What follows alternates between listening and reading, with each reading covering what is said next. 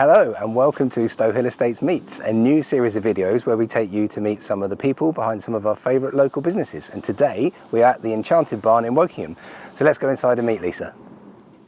So here we are in the Enchanted Barn in one of their, well, what would you call this room, Lisa? How would you describe it? This is mainly our presentation room. So when a client comes in after we've been out to see them, done our briefings with them and put together hopefully 2 or 3 schemes for them, we come and present in here so that they can look at it on the big screen and we go through everything. So mainly our presentation room. Fantastic. So we're in the presentation room. Yes. And I have to say it's a perfect room for recording an interview like this. So it yeah. works out really well. Yeah, it's almost like you saw us coming. Yeah. So thanks very much. We're ready for you for years. This day has been a long time in the making. Yeah. And maybe that's a good place to start because part of what we're trying to do with the Stowhill Estates Meet series is meet the people behind the businesses. So perhaps you would like to illuminate some of the viewers, hello mum, on just how we come to know each other, how we come to be here, how did we meet? Of course. Well, gosh, many years ago now, probably more than I think it is. But probably about 10-ish, just over years ago. Yeah. We put our house up for sale with a local agent and you guys bought it. Thank you very much. Well, thanks for letting us buy it. Yeah, I know. Well, it was a huge compliment, I think, to us at the time because we were told by the agent, not sure if they really want to buy something that's not brand new. They only like sort of new properties at the time. And anyway, over you came and the rest is history. And we've also been friends since, which is really nice. It is nice, right? Yeah, it's like lovely. When you meet somebody and you kind of know that you're going to get on for a long time. Away. Yeah, that's it's always the beginning of something beautiful. Absolutely. So that's where we all started. And who knew all those years ago that fast forward nearly 10 years, 10, we'd still be hanging out, but now in a different capacity. I know, totally. In a professional capacity, as it were. Because back in those days, we of course weren't working in the property world. No. But you were here. Yes, so I came here. I used to work in the car industry, as you guys know, and I was made redundant. I was a client of the Enchanted Barn. I came in one day and Jenny, who then owned it, said, what was I doing? And I said, nothing. I loved properties, loved interiors at that point, had done for years. And she said she had one of her staff members going on maternity leave. Would I like to come and work? It was meant to be. And almost 2 years after that, Jenny and Brian wanted to retire. So myself and Ellen, who is my business partner, bought this business 10.5 years ago.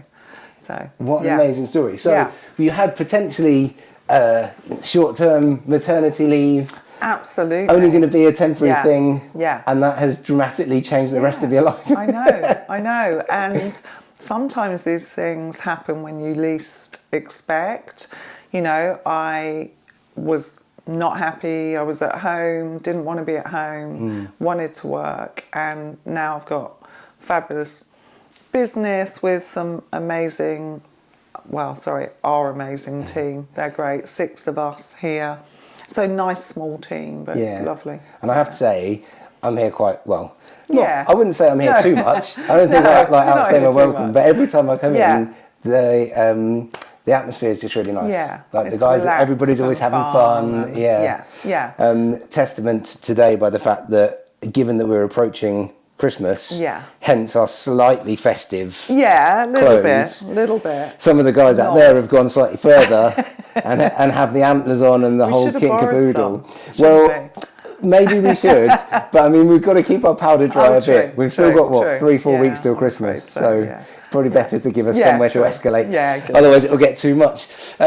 So in terms of the business itself, obviously you had that passion for property, for interior design anyway, and then had come in here for that short-term stint, which turned into something a bit longer, which turned into something very long. So you clearly love what you're doing. Yeah, we took, when we took the business on, it was actually predominantly retail. So it was come in, buy a cushion, a candle, a lamp or something.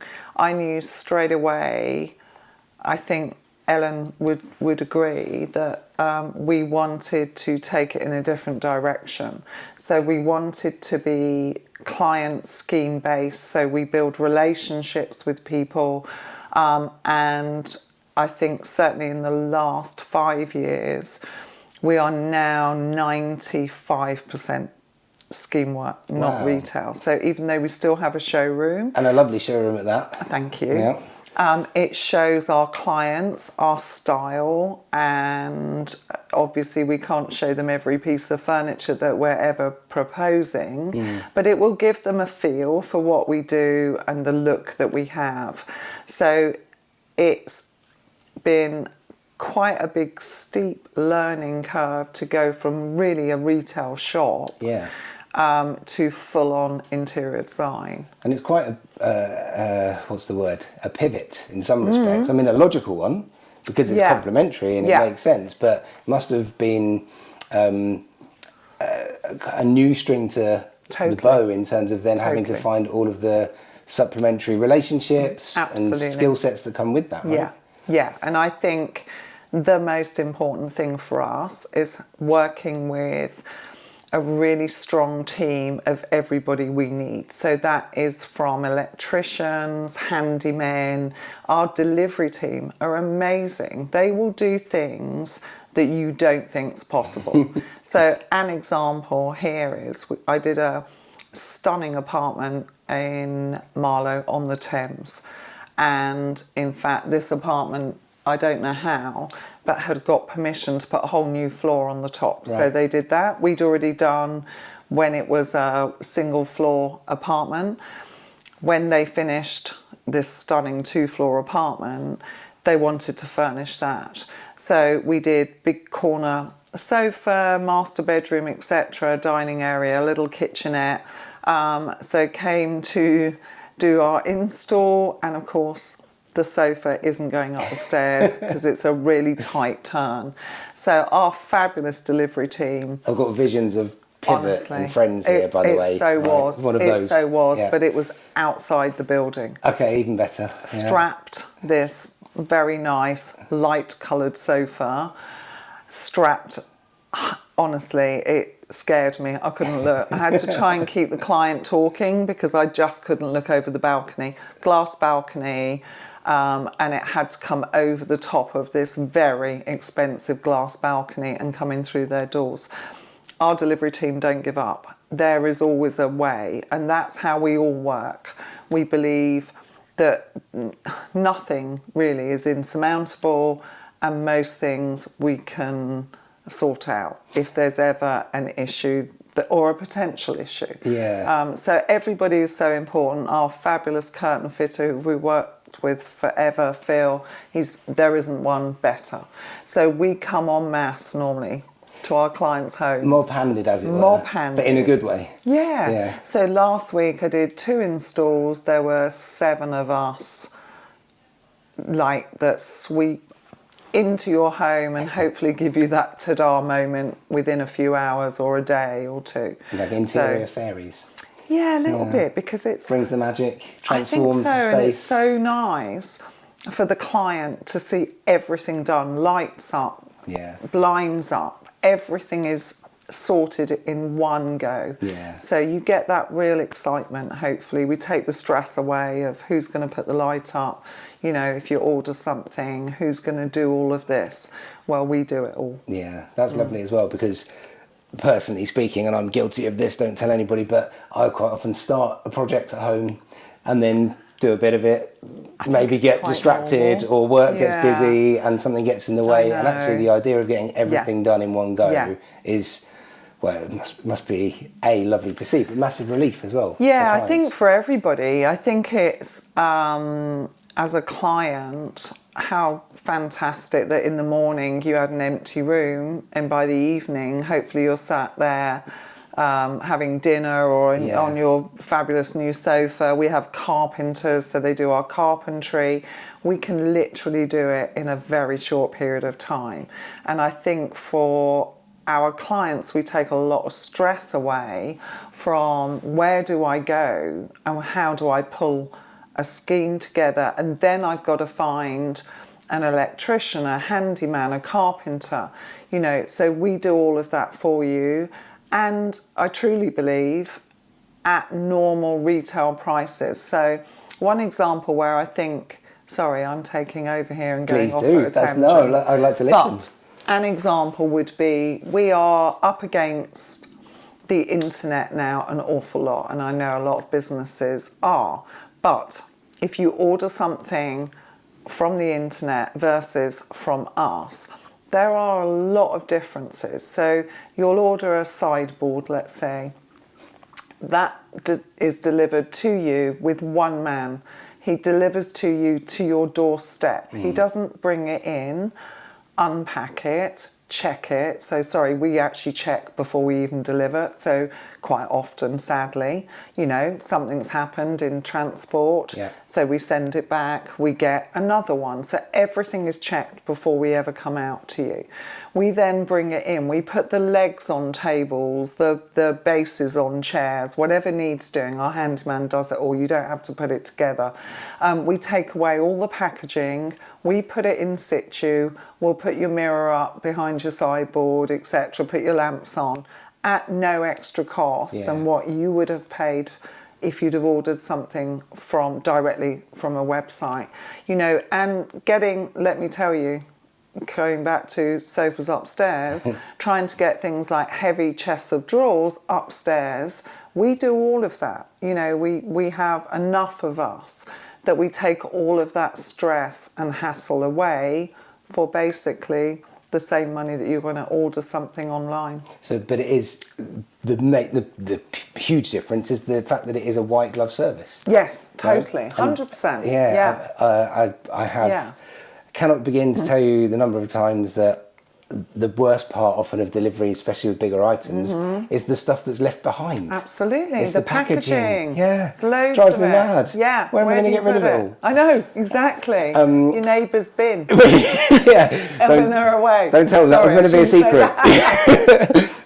So all of that kind of additional value add that brings with it is terrific. But also, I guess equally, there must be times when sometimes there are problems that are harder to overcome or things go wrong, and then you have to think, right, well, how would we do this differently? Yeah, it's such a good point, because there is never, well, very rarely, not never, the perfect job that from start to finish goes according to plan.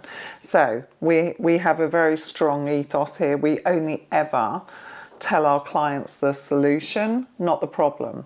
So we will explain to them that something's happened, but give them a solution straight away. So yes, we do of course have things go wrong, and you know, some of them are bigger than others.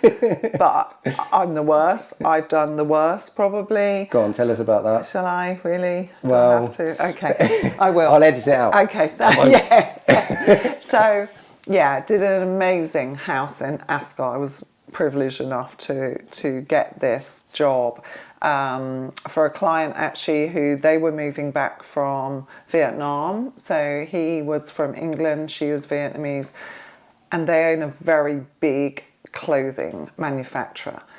So huge clients here. So they were moving back here. They had reconfigured most of the house that they bought that year, and then extended it. It was a huge project for me, and a very exciting one. And will give you an idea of the size of this property and the scale of the job. Yeah. We booked out a whole week to do the install. Right. Yeah. So it was Monday to Friday, 6 of us, all day, every day. Electricians, everybody, carpenters, everybody. And the final thing was putting up a double window treatment, which means so you have a voile so that if it's sunny but you don't want to shut out all the light, you get a sort of muted light coming through, and then you've got heavier curtains in front. So it's a double window treatment on a track. And because this house had been refurbed and extended to a very high level. Yeah. We had designed with them to put in a coving pelmet. So where the coving goes round top of the wall to meet the ceiling, we pulled out a pelmet section so that the curtains all run nice and smoothly behind the coving pelmet. Lovely. So our curtain fitter went to fit both sets, voile and curtain in front, and discovered that we hadn't told them the right depth. So it should have been 15 centimetres, it was 10. And there was no way that you could draw the voiles without the curtain coming with it, or vice versa. Yeah. So it was not going to work. And everybody was trying to come up with a way of how can we make this work. And finally, I just called a halt to it and said, the only way is to take the whole pelmet down. So basically smash through this very expensive new coving pelmet in a very large area. Yeah. So I spoke to the client, held my hands up, said, I'm so sorry, I have got this wrong. This is how we're going to put it right. But I'm afraid you will be living for a few days almost in a building site. And they'd literally moved in the day before. So it was not quite the ta-da moment that I try and sell, because everything had to be covered whilst we got it sorted. The one thing I know, nothing's insurmountable. Eventually, hopefully it becomes a distant memory, but there's always a solution. Yeah. And I truly believe with the girls here, we both say, look, the buck stops with us. You know, ultimately it will be our responsibility, but I can assure you we're always going to put it right. I think that's what people call a teachable moment. Right. It really was. Now I go really wide on the pelmet. Be like whole metre. Really big. Full human beings in there now, it's fine. But if you learn from it, you know, it's hopefully not as horrendous. The eye of the storm is pretty horrible at that moment. Yeah. But at the end of the day, also, we are not doing something that is life and death, and we know we can put it right. And just to finish that story, those lovely clients are now friends. So I can't have done too bad a job of putting my big mistake right. Well, I mean, in the end of it, it's another good example. I mean, it's how we came to meet. Absolutely. Right? Well, we didn't have anything go wrong, thankfully. No. But I know. But things always go wrong. Yeah. It's how you put it right. It's never what goes wrong. It's how you put it right. Yeah. That I think makes you stand out as hopefully a company that people want to work with. Well, if people keep coming back, tells you everything you need to know. Yeah, hopefully. Well, let's have a little chat about Christmas. Oh, okay. I was going to say the C word, but I don't think I can say that, can I? No, I don't think you can. No. So let's have a little chat about Christmas, because we are, as we mentioned earlier, it's slightly festive today. Yes. Great time of year. Yeah. We're coming up for it right now. Yeah. We've just had a bit of a cold snap, if anyone wants to contextualise when we're having this conversation. Yeah, absolutely. Now a wet snap. Yeah, now the cold's gone, it's just rain. Classic British Christmas weather. Christmas to different people means different things. Different people have different aspects of it that are important to them. What does a typical Christmas look like for you? Yeah. So me personally, not the business, because the business is quite busy. Me as an individual. Well, I love Christmas, but I have to admit, I prefer the run-up, maybe, rather than the actual sort of day or so itself. I love all of that, being super busy, going out. And it's fine to go out on a Tuesday, have a few mulled wines. Every day's a Friday. It's acceptable, isn't it, in December? So I love it. I love that build-up. I love decorating my house. That's a huge Perhaps thing. Understandably. Yeah, it's a huge thing for me. I love it. Not so sure about my husband, whether he enjoys it quite as much as I do. So we always put a Christmas film on. We got through 3 this year whilst doing the decorations, because it takes a while. That's a fair old stint. To be fair, it's worth I it, can isn't kind it? of understand why maybe your husband's started to lose some of the enthusiasm by I film agree. 2. And disappears. Yeah, where have you suspiciously gone missing for an hour and a half. Yeah. So I love all of that. And then Christmas, it changes, I think, for everybody. I don't have parents, haven't had parents for many years. So that's always so it's definitely can be some sadness as much as I love it as well. But you look back at, previous Christmases where maybe we didn't always appreciate us all sitting around a giant table with my dysfunctional family as well. So, I have a brother who has Asperger's, I have a severely disabled son, I even had a dog that had cerebral palsy. So we're not a normal, I don't know if there is such a thing anymore, normal family. But actually, I'd love to be able to go back and have all of that again. Yeah. So it's bittersweet, I think, over that period. But I still love it, and I love even just driving down the roads and seeing everyone's lights and, how lucky we are as well. And I do remind myself, we're very fortunate to have what we have. That's a very lovely way to look at Wow, it. I hope so. So when you are driving down those roads, I thought you were going to say for a minute, driving home for Christmas.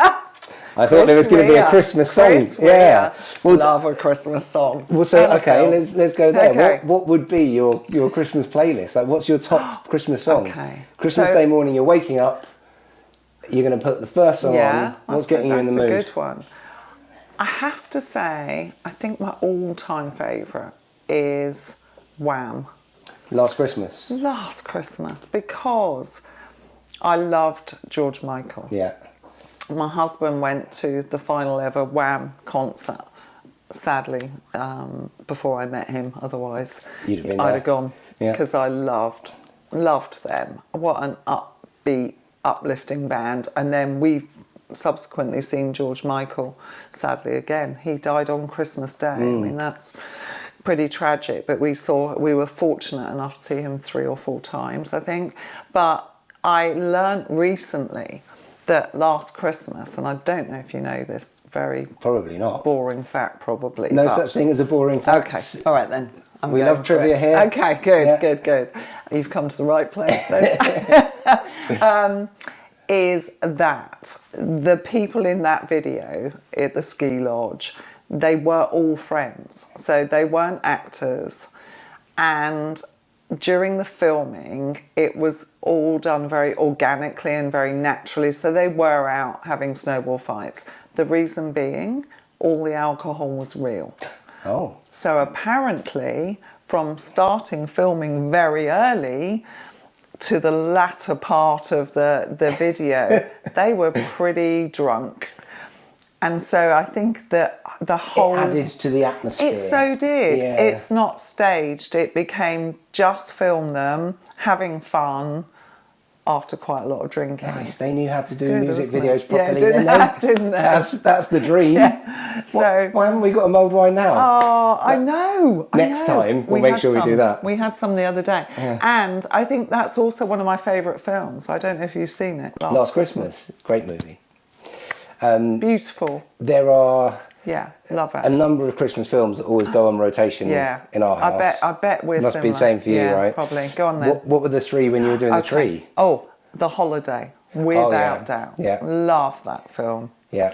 Last Christmas.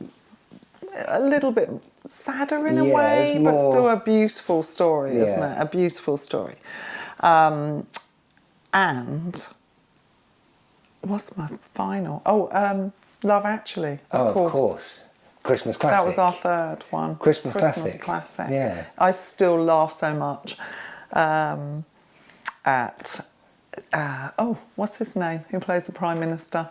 Hugh Grant. Hugh Grant, thank you. When the music comes on and he's dancing, I love that bit. And it doesn't matter how many times I've seen it, it still really gets me I still wonder where they managed to steal my moves from, to be fair, when they were filming that scene, because I'm quite impressed then, if you can move like that. I've got the point on the go. You? Yeah, one of the those. other one I love that, is Elf, though. Brilliant. Yeah. Brilliant film. But yeah, so every year we have them on. I saw a thing the other day where there was a guy dressed up as Elf walking around New York, just banging on windows of coffee shops and waving at people. And it's one of those brilliant viral videos where actually it just brought with it a lot of joy for no reason. Yeah, which is kind of what Christmas is hopefully about. I a lot know. of the time, right? It's a brilliant film. I do love it. One of the things that I can't not ask you about, if we're talking about Christmas, is Christmas dinner. Oh gosh, go on then. Yeah. So. Yeah. Different people do different things. I'm quite traditional. Yeah, typically. Me too. But if I was ever presented with a Christmas dinner plate, and it didn't contain certain items, please don't say sprouts. I'd be a bit sad. Please don't say sprouts. Well, we'll come back to the sprout question. Stand them. Can you not? I hate them. Is it always been a thing? Just never liked them. I don't like the look of them. I don't like the smell. I think there's nothing good about them. Didn't they do you a purple cannot sprout? Was that disguise them. You know, all these fancy chefs with their bits of bacon lardons. Pancetta and but if they're that bad that you've got to disguise them, why even have them? What you're saying is you shouldn't put lipstick on the pig. Exactly. Yeah. That's one saying. So sprouts are a no-go. No. What's a go-go? Love a good roast potato. Oh, yeah. I know that's not specific to Christmas dinner, but a good roast potato. I don't like it all, mushy. Getting them right on Christmas Day is a big deal, though. It is. I do them differently for Christmas. Oh, do you? Yeah, goose fat. Oh, no, me too. Waitrose do a great goose The rest fat. of the year, I kind of... I'm like, any old oil. Feels a bit decadent. Sunflower oil, that'll do. So I love turkey, but it's the only time of year. Do you know what? This is a terrible admission. I don't eat leftovers at any time of year. It goes in the bin. Yeah. That's it. The only time of year I love cold turkey. So Boxing Day for me is probably my favourite day because it's relaxed. Yeah. I've got my cold turkey, cold stuffing, pickles, I love that buffet. Yeah. Whereas Christmas Day is a bit more stressed, There's a bit more logistically to cope with. Logistically. Day, right? And with my dysfunctional families that come together that I love to pieces. So last year we went out for Christmas dinner for the first time ever.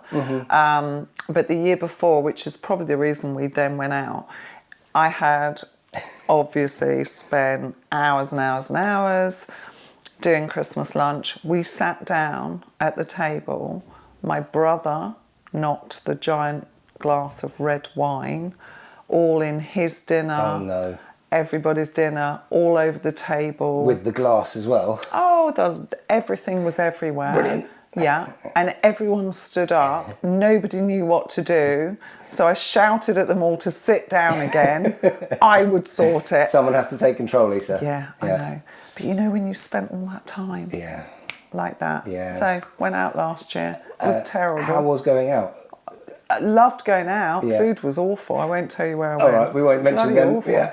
Absolutely terrible. Going to a different restaurant this year, but going out. Yeah. So the concept of going out for lunch, great. I'm sticking with it. Good. I'm going to keep going, but I'm far more optimistic this year about where we're going. Nice. I think it's difficult. I appreciate it's it's mass a busy catering. day. It's a busy day. Yeah. So I'm far more optimistic this year, and I'm actually looking forward to Christmas Day. Oh, nice. Yeah. Well, that's what you want, really. You don't want to be thinking, I've got this to do and that to do. I know. So, I think I've done my bit over the years. Yeah. Well, at least you've tried a few different varieties as well.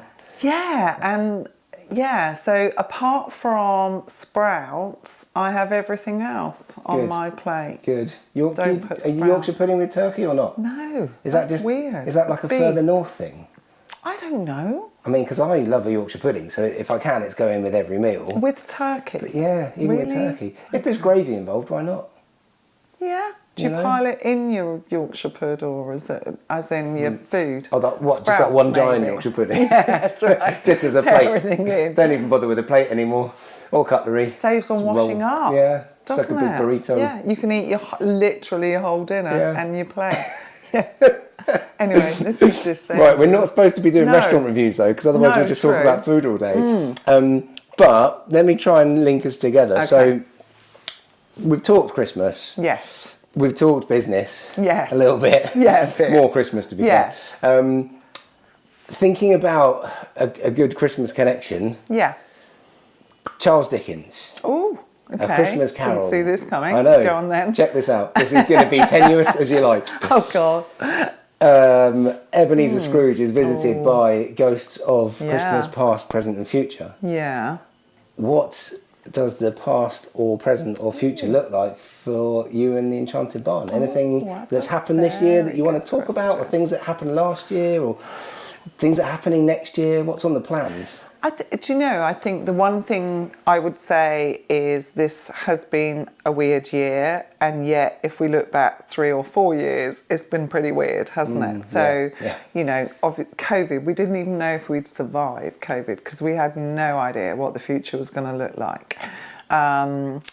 We had Brexit, which also has not helped in our industry because we buy a lot of furniture from abroad, from Europe, so that's caused us more issues. The prices presumably have gone up on prices have your gone end. up.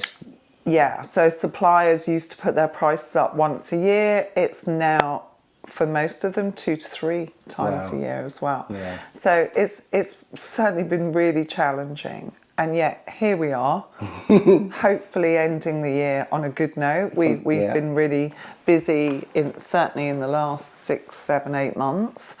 What I think it has taught us is that we can get through most things and not to necessarily be scared of what's happening. And if we have a quiet month, you know, we've survived so much, and if we can survive that, we can survive anything.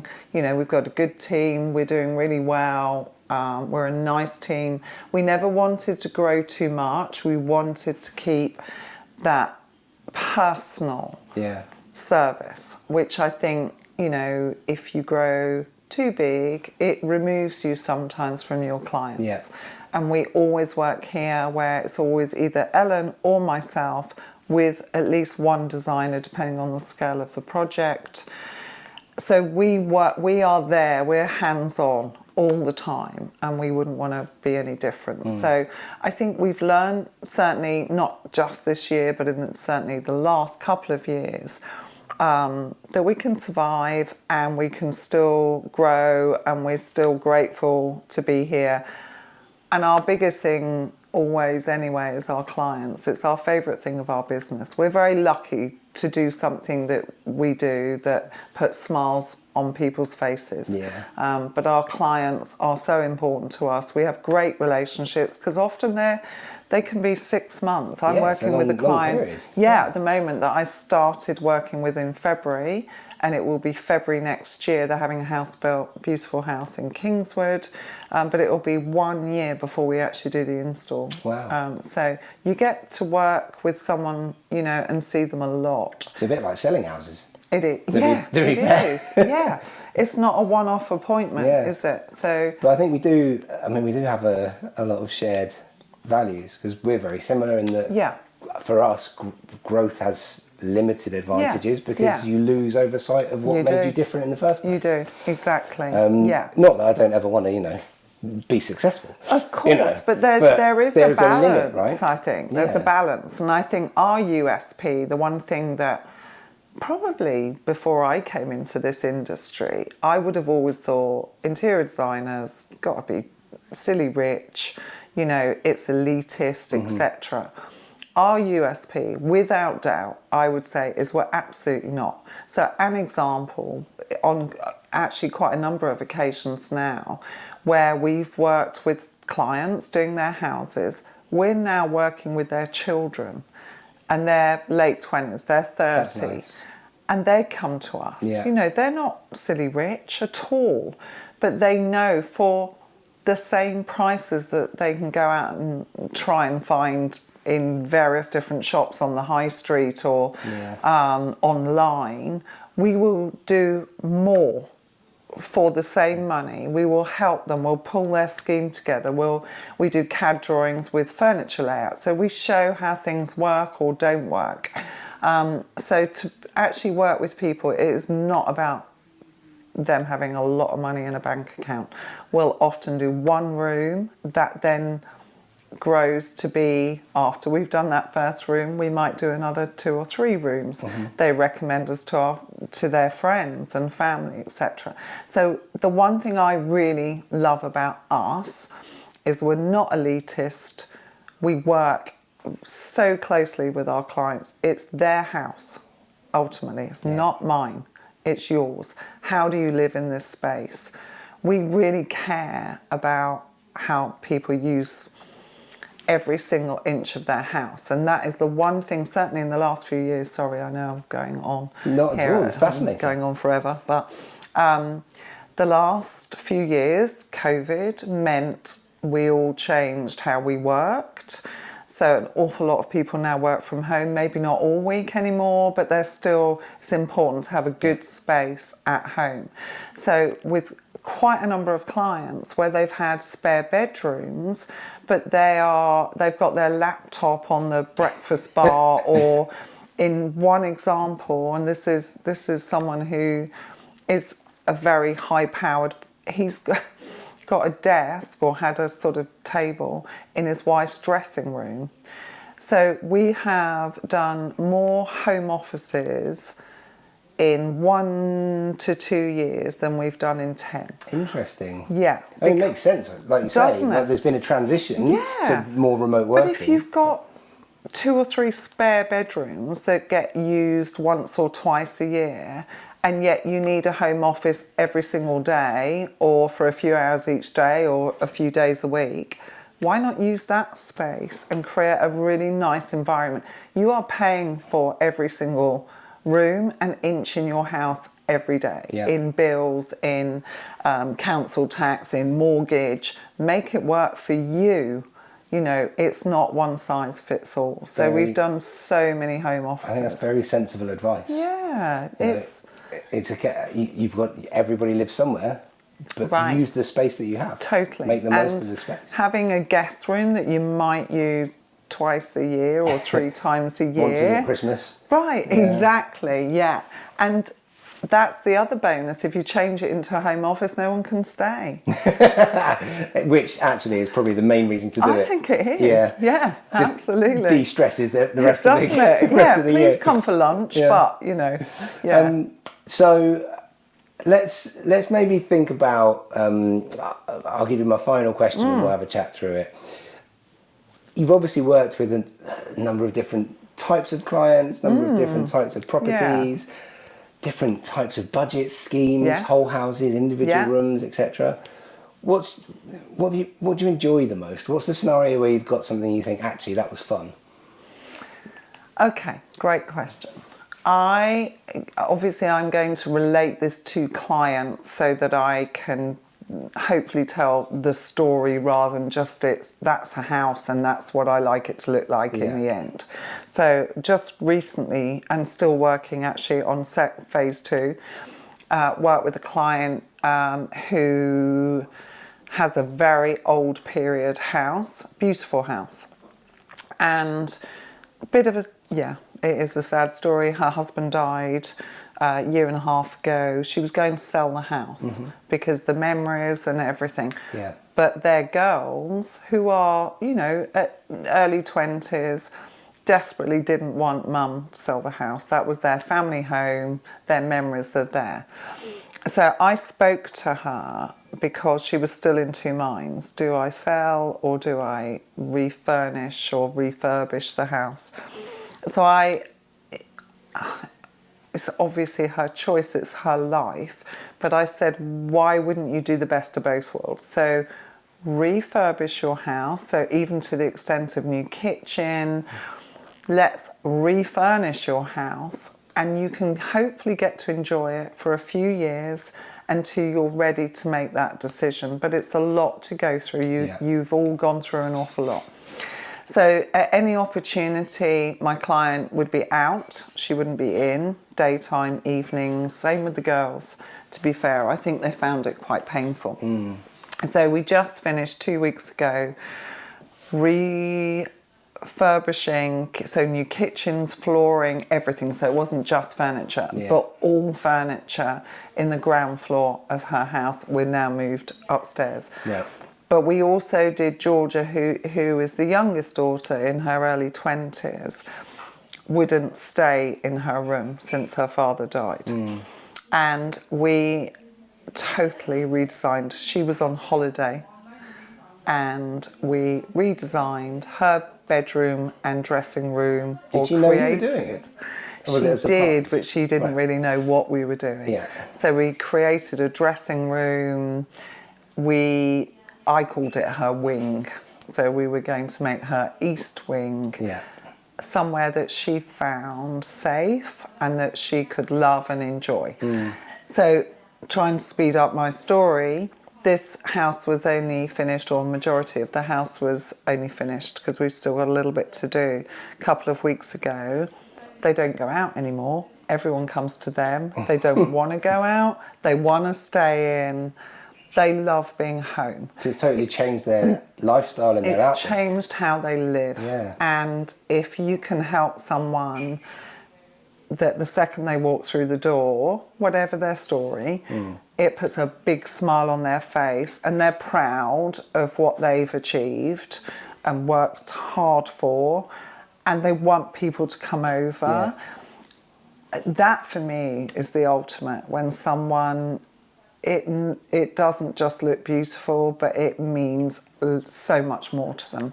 What a lovely message. Really, totally, and it turns everything around. I think probably there is probably no more heartwarming a way for us to finish this conversation than with that story for everyone to take away with them.